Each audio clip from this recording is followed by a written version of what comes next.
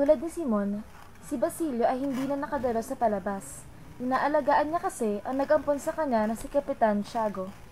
Kinahapunan naman, dumalo si Simon kina Basilio upang tanongin ang kalagayan ni Kapitan Tiago. Oh, gano'n si Moy, basta pa rito kayo. Kamusta na si Kapitan Tiago? Halika, pasok po kayo. Kuha muna kayo gino'n si Moy. Salamat, Basilio. Kuha muna ako ng mainom niyo. Salamat, Basilio. Basilio, kamusta na nga pala si Kapitan Tiago? Humina na po ang tibok ng puso. Walang ganang kumain at pinapuwis ang mabulit sa madaling araw. Kapalit na po ang lasa sa kanyang katawan. Anumang oras, pwede na siya mamatay. Katulad ng Pilipinas. Mga pangungot po at pagkatakot ang tunay namang nagpapahinat sa kanya ng gusto. Wala nang iniwan sa Pilipinas. Basilio, mag-ingat kang mabuti pagkat mahalaga ang bawat sandali. Sa loob ng isang oras, sasabog na ang himagsikan. Ano pong ibig ninyo sabihin? Bukas wala nang aral-aral. Natitiyak ko ng kaganapan. Mamili ka, Basilio. Kamatayan o kinabukasan. Sa piling ng pamahalaan o sa amin, naparito ako upang iligtas ka alang-alang sa mga alaalang naatnig sa ating dalawa. Magpasya ka, Basilio. May sarili akong hukbong magtudulot ng lagim sa gabing ito. Basilio, nasa dulaan ngayon ang pinuno ng bayan at labis na nagsasaya. Pero wala ni isa man sa kanila makakita ng liwanag bukas. Marami na nagkakaroon ng pagkakataong makapaghiganti sa mga nagdulot sa kanila ng kasawian. Ang mga hindi papanig sa amin ay kaaway at nangangahulugang kamatayan.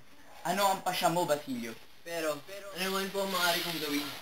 Habang nagkakagulo, pangunahan mo ang isang pulutong sa pag-iba ng pinto ng kumbento.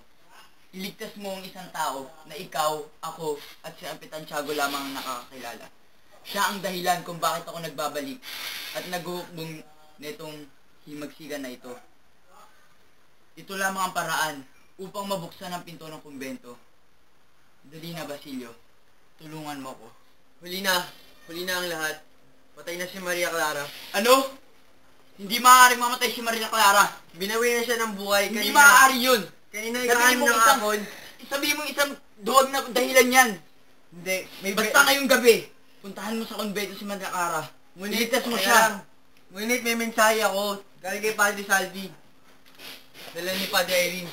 Hindi maaari ito. Hindi maaaring mamatay si Maria Clara. Totoo yan. Hindi maaari.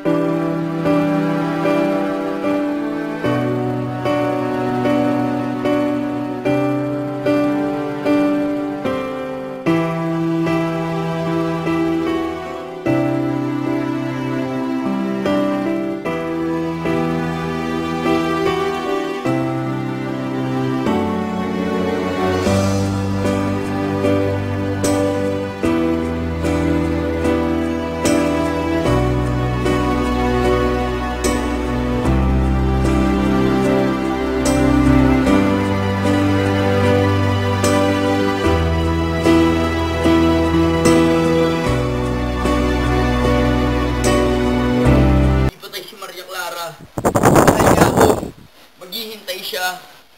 Buhay si Maria Clara. Maria Clara!